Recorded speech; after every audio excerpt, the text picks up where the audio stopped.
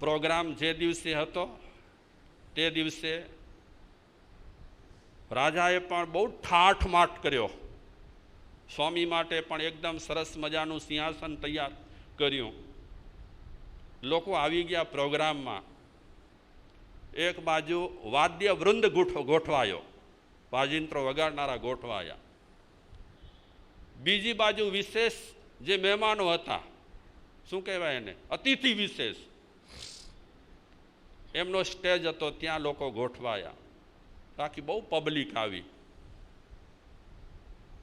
બધી તૈયારી થઈ ગઈ છે અને વિદાય સમારંભ કાર્યક્રમ શરૂ થવાની તૈયારી. તે સમયે બે ચાર રાજાના મુખ્ય માણસો સ્વામી વિવેકાનંદ પાસે ગયા અને સ્વામી વિવેકાનંદને હાથ જોડીને આમંત્રણ આપ્યું કે કાર્યક્રમ શરૂ થવાની તૈયારી છે, આપની રાહ જોવાય છે, પધારો. સ્વામીને ખબર પડી ગઈ છે કે આ કાર્યક્રમમાં વેશ્યા નાચવાની છે. ભલે વિશ્વ વિખ્યાત હોય, પણ સાધુ તરીકે હું સ્ટેજ પર બેસું સારું ન લાગે. એટલે બહુ ચોખ્ખી વાત કરી દીધી કે હું તમારા પ્રોગ્રામમાં હાજરી નહીં આપી શકું.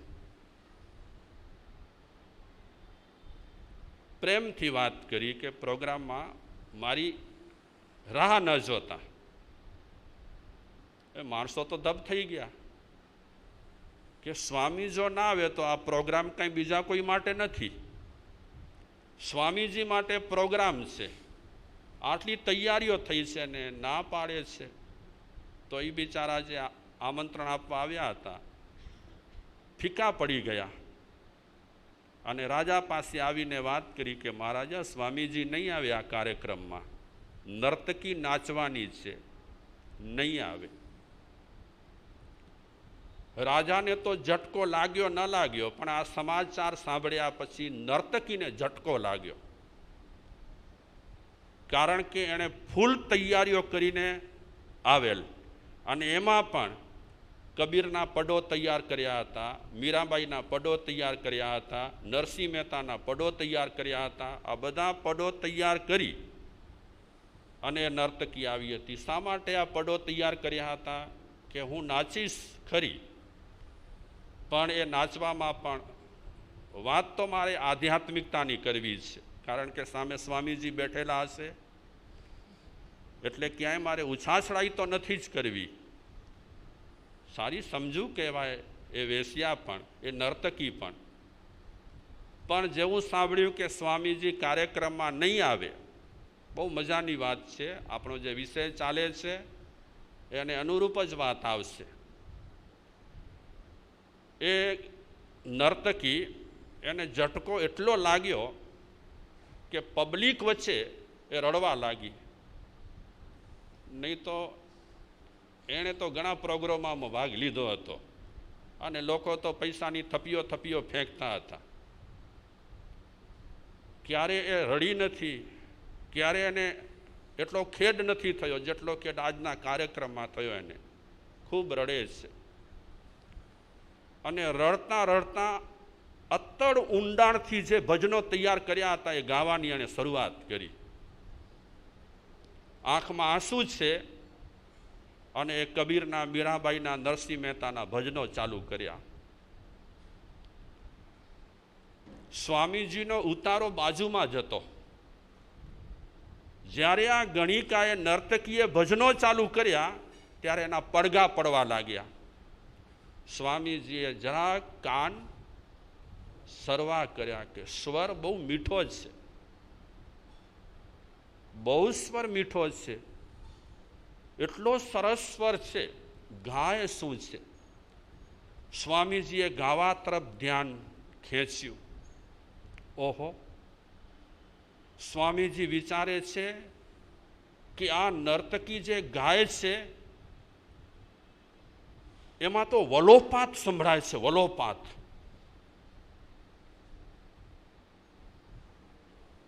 અને સ્વામીજી એ શબ્દો તરફ ધ્યાન દે છે કે એ પડોમાં શબ્દો શું છે, હકીકત શું છે? આપણી નજરમાં નર્તકી, ગણિકા, વેશ્યા કેવી કે બીજા ઘણા ઘણા લોકો રહેલા છે, આપણી નજરમાં કેવા? દાખલા તરીકે દારૂ પીએ છે, દાખલા તરીકે જુગાર રમે છે, દાખલા તરીકે બીજી ખરાબ પ્રવૃત્તિઓ કરે છે. આપણી દ્રષ્ટિમાંથી તો નીકળી ગયા છે. કારણ કે આપણે શું શોધ્યું છે? આ શરાબી છે, આ જુગારી છે, આ ખરાબ છે, પણ વિશેષતા આપણે નથી જોઈ. અને જ્યારે આપણી દ્રષ્ટિ તૈયાર થઈ જાય ત્યારે આપણે દરેક વ્યક્તિમાં કંઈક વિશેષતા જોઈએ. દોષ દ્રષ્ટિ નીકળી જાય તો આપણે દરેક વ્યક્તિમાં જે સારું હોય તે જ જોઈએ. જે રીતે શ્રી કૃષ્ણે મરેલી કૂતરીમાં સારું જોયું. બધાએ નિંદા કરી, એમણે નિંદા ન કરી, એમણે દાંતના વખાણ કર્યા કે દાડમની કડી જેવા દાંત રહેલા છે. આ મહાપુરુષોની દ્રષ્ટિ તૈયાર હતી કે ખરાબમાંથી પણ શું શોધે? સારું શોધે. દુર્ગુણમાંથી પણ સદગુણ શોધી લે. આવી અને આટલી દ્રષ્ટિ બધા માણસોની તૈયાર ન હોય. મારી ન હોય, તમારી ન હોય, પણ એવી દ્રષ્ટિ તૈયાર કરવાની હોય કે દોષો શોધું એમાં મહેનત તો પડે જ છે. તો દોષો શોધવાને બદલે હું સારું શોધું, મહેનત તો પડશે જ. તો બેમાંથી ફાયદો શેમાં થશે? દોષો શોધવાથી મને કંઈ ફાયદો થવાનો નથી, નુકસાન થશે. આપણે કોઈના પણ દોષો શોધીએ તો નુકસાની જ થાય ને. આપણી ખરાબ દ્રષ્ટિનો આપણે વિકાસ કરીએ આપણા હાથે. એ નર્તકી જાણે એકદમ આક્રંદ કરી રહી હોય, અંદરથી જાણે અને એકદમ ખેડ થયેલો હોય, એવી રીતે પડો લલકારે છે. અને સ્વામીજીએ પડો તરફ ધ્યાન ખેંચ્યું કે પડોમાં શું છે? ભાવાર્થ. તો જે ગાઈ રહી છે નર્તકી, એ પડોનો ભાવાર્થ હતો કે લોખંડ અને લોખંડનો ટુકડો એક કસાઈના હાથમાં જાય અને એક લોખંડનો ટુકડો દેવ મંદિરમાં જાય, જ્યાં પૂજા માટે વપરાય, અર્ચના માટે વપરાય. હોય તો બને લોખંડના ટુકડા, એક કસાઈના હાથમાં છે અને એક પૂજારીના હાથમાં છે. પણ પારસમણી ભેદ નથી રાખતો. પારસમણી એમ ના કહે કે આ કસાઈના હાથમાં ટુકડો હતો એટલે હું એને ટચ કરીશ પણ સોનું નહીં બનાવું. એવું કરશે પારસમણી? પારસમણી માટે એ લોખંડના કટકાના કાંઈ પણ ભેદ હોતા નથી. જ્યાં જેને ટચ કરે એને સોનું બનાવે. આ ભજનનો એમણે ભાવાર્થ સાંભળ્યો. અર સ્વામી વિવેકાનંદ વિચારે છે કેટલો સરસ પદ અને એનો ભાવાર્થ. પારસમણી જો ભેદ રાખતો ન હોય લોખંડ માટે, તો હું તો સાધુ છું, મારે ભેદ રાખવો જોઈએ કે આ સતી છે અને આ વેશ્યા છે, મારા માટે તો એ માણસ છે. અને સ્વામી વિવેકાનંદ ત્યાંથી ઊભા થયા. જવું જોઈએ આ કાર્યક્રમમાં મેં મોટામાં મોટી ભૂલ કરી. ઉઠ્યા પોતાના આસનેથી અને દરબાર તરફ જઈ રહ્યા છે. નજીક જ હતો દરબાર. જેવા દરબારમાં પ્રવેશ કર્યો, એમની સાથે કોઈ માણસ નથી. હવે એમને એમની ભૂલ સમજાય છે કે ખરેખર પારસમણીએ ભેદ ન રાખ્યા પણ મેં ભેદ રાખ્યા. અને એ સ્વામી વિવેકાનંદ દરબારમાં દાખલ થયા. આંખમાં આંસુ છે કે સાધુ હોવા છતાં પણ મેં ભેદ કર્યા. એકને સારો માન્યો, એકને હલકો માન્યો. આ ભેદ મારા સાધુ જીવન માટે સારા નથી. આંખમાં આંસુ છે અને દરબારમાં દાખલ થયા. તો બધાની નજર આમ તો પરછંડ કાયા હતી એમની. નૈષ્ઠિક બ્રહ્મચારી હતા. પ્રવેશ કરે છે, બધાનું ધ્યાન સ્વામી વિવેકાનંદ તરફ ગયું. અને ઘણા લોકો તેમાં પણ રાજા વિચારવા લાગ્યા, ના પાડી હતી ને પાછા દરબારમાં આવે છે, ના પાડી હતી ને છતાં પ્રોગ્રામમાં આવે છે. સ્વામી વિવેકાનંદ બરાબર આગળ આવી ગયા અને સર્વપ્રથમ પેલી નર્તકી સામે હાથ જોડીને કીધું કે બહેન, માફ કરજો, હું ભૂલી ગયો, ચૂકી ગયો. મેં ભેદ રાખ્યો કે આ સતી છે અને આ વેશ્યા છે, મારે ભેદ રાખવા જેવો ન હતો. આ ખરાબ છે અને આ સારા છે, એવા ભેદ મારે રાખવા ન જોઈએ. રડી પડ્યા સ્વામી વિવેકાનંદ અને એ નર્તકીની માફી માંગી. સંતને ભૂલ સમજાય તો ખરા સંત ભૂલનો તાત્કાલિક સ્વીકાર કરે. એમને પછી એવું ન હોય, તાત્કાલિક સ્વીકાર કરી લે અને તે પણ હૃદયપૂર્વક સ્વીકારી લે. સ્વામી વિવેકાનંદ આટલી પબ્લિક વચ્ચે પોતાની ભૂલ સ્વીકારી લીધી અને નર્તકીમાંથી શું લીધું? ગુણ લીધું. આ ગુણ પક્ષપાત કહેવાય. નર્તકી નાચતી હોય, નાચ કરતી હોય, એની વચ્ચે સાધુને બેસવું ન જોઈએ.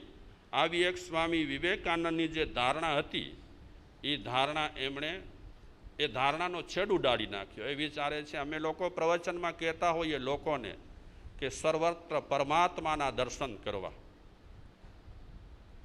અમે પ્રવચનમાં લોકોને આમ સમજાવીએ કે સર્વત્ર પરમાત્માના દર્શન કરવાને અમે ખુદ વ્યક્તિઓમાં પરમાત્માના દર્શન કરી શકતા નથી. આ સ્વામી વિવેકાનંદ પોતાના પ્રવચનોમાં અવારનવાર એ પ્રસંગને તાજું કરતા કે ક્યારેક ક્યારેક આપણે ચૂકી જઈએ છીએ. નાના માણસમાંથી ક્યારે આપણે ગુણ શોધી શકતા નથી, જોઈ શકતા નથી, ગુણ પકડી શકતા નથી. તો 21મો ગુણ છે પક્ષપાત ગુણનો કરવો. આજે આપણે એકને વખાણીએ અને બીજાને શું કરીએ? ઉતારી પાડીએ. એનું કારણ છે કે આપણો લક્ષ્ય ગુણ તરફ નથી, વ્યક્તિ તરફ લક્ષ્ય છે. અને યાદ રાખજો, આ દુનિયામાં જેટલી વ્યક્તિ છે એ સર્વગુણ સંપન્ન નથી. સર્વગુણ સંપન્ન એક ઈશ્વર છે, સર્વગુણ સંપન્ન એક પરમાત્મા છે, ભગવાન છે. બાકી આપણે બધા અધૂરા છીએ. બધા અધૂરા હોવા છતાં પણ બધામાં કાંઈ ને કાંઈ શું છે? સદગુણ રહેલા જ છે. આપણે ત્યાં ગુણાનુવાદ સભા થાય, ખબર છે ને પ્રફુલભાઈ? કોની થાય ગુણાનુવાદ સભા? ભાઈઓ બસ ગુણાનુવાદ સભા રાખવામાં આવી છે. બધા આવજો અને સાથે અલ્પાહાર પણ છે ગુણાનુવાદ સભા પછી.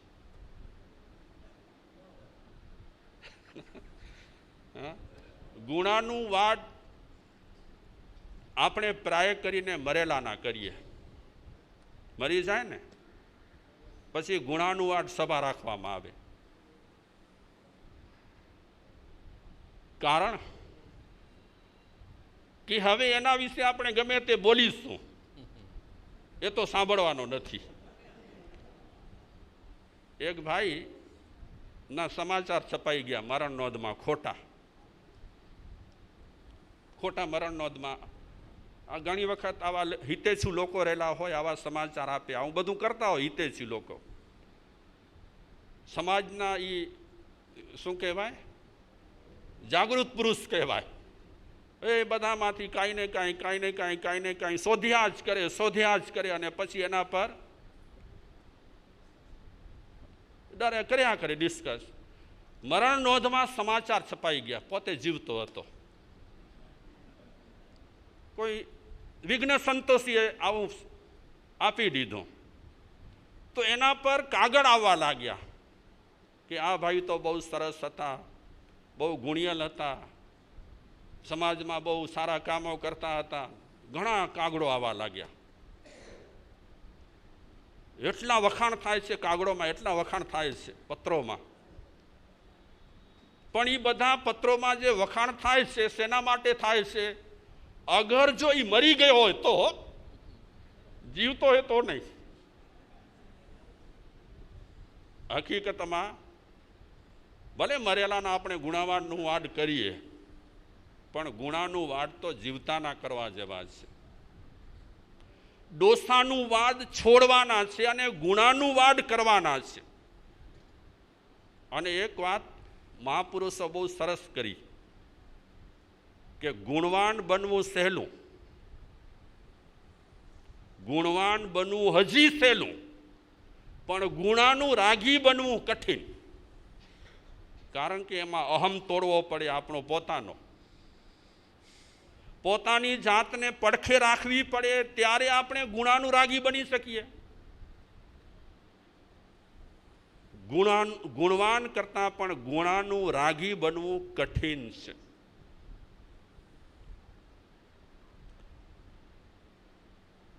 એ સંદર્ભમાં મહાત્મા ગાંધીજી કહેતા ઘણી વખત કે તમે તમારા દોષ વધારીને જુઓ અને બીજાના નાનકડા ગુણ વધારીને જુઓ. તમારા દોષ વધારીને જુઓ, બીજાના ગુણ વધારીને જુઓ. સંસ્કૃતમાં પણ આવો જ એક શ્લોક રહેલો છે કે બીજાના ગુણ નાના દેખાય ને તો એને પર્વત જેવા બનાવી દો, અને તમારા ગુણો છે એને રાઈ જેવા બનાવી દો. મહાત્મા ગાંધીજીને કોઈકે કીધું કે તમે તો સત્યાગ્રહી છો, સત્યના આગ્રહી છો, તો આવું તમે શું કામ કહો છો લોકોને? તો મહાત્મા ગાંધીજીએ જવાબમાં કીધું કે આ રીતે વ્યક્તિ જોતો થાય ને. કઈ રીતે?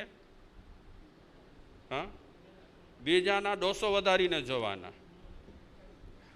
બીજાના ગુણો વધારીને જોવાના અને પોતાના દોષો વધારીને જોવાના. આવું જ્યારે માણસ કરતો થાય ત્યારે એને વાસ્તવિક જીવનના દર્શન થાય. આપણે શું કરીએ છીએ? આપણા રાઈ જેવા ગુણો હોય એને કેવા બનાવીએ? પર્વત જેવા. અને બીજાના પર્વત જેવા ગુણો રહેલા હોય એને બનાવી નાખીએ રાઈ જેવા. તમને નથી લાગતું કે મારા ગણવી હજી સહેલી છે કે નહીં? લાગે છે? હા, વ્યાખ્યાનમાં બેઠાઓને મારા પણ ગણ્યા કરો. સહેલું છે કે નથી? મારા ગણવી હજી સહેલી. ઉપવાસ કરવા પણ હજી સહેલા. સહેલા નથી, તે છતાં પણ જરાક બીજી રીતે આપણે વિચારીએ છીએ સહેલા. બીજી કેટલીક વસ્તુઓનો ત્યાગ કરવો એ પણ સહેલો. પણ જીવનમાં આવા ગુણો અપનાવવા કઠિન લાગે. કારણ કે મારા તો આપણે લઈ લીધી હાથમાં. નમો અરિયંતાણંગ, નમો સિદ્ધાણંગ, નમો આયર્યાણંગ, નમો ઉજ્જયાણંગ કરી લીધું. આમાં કોઈને વચ્ચે રાખવાના હોતા જ નથી. અને આપણે પણ વચ્ચે હોઈએ કે ન હોઈએ. મારા તો કીર્તિભાઈ ગણાતી રહે. હા, મારામાં બહુ પરિશ્રમ નથી, પણ માણસાઈના ગુણો વિકસાવવામાં બહુ પરિશ્રમ રહેલો છે. કારણ કે એમાં અંદરનું બધું ખપે. અને ધાર્મિક વિકાસ મારો કે તમારો શેનાથી થશે? હા, મારા ગણતા રહીએ અને બીજાના દોષ પણ જોતા રહીએ. આમાં ધાર્મિક વિકાસ નથી.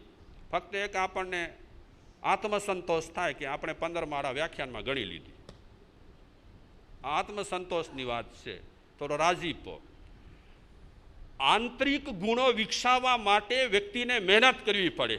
અને માણસાઈના ગુણો એ ઘણા આંતરિક રહેલા છે. દાખલા તરીકે અત્યારે આપણે 21મો ગુણ ચર્ચીએ છીએ, એમાં કીધું કે ગુણોનો પક્ષપાત કરો. તો હવે ધીરે ધીરે આપણે આપણી એવી દ્રષ્ટિ કેળવીશું. કેવી દ્રષ્ટિ કેળવીશું? તો એના પર આપણે વિચારીશું. અત્યારે આટલું.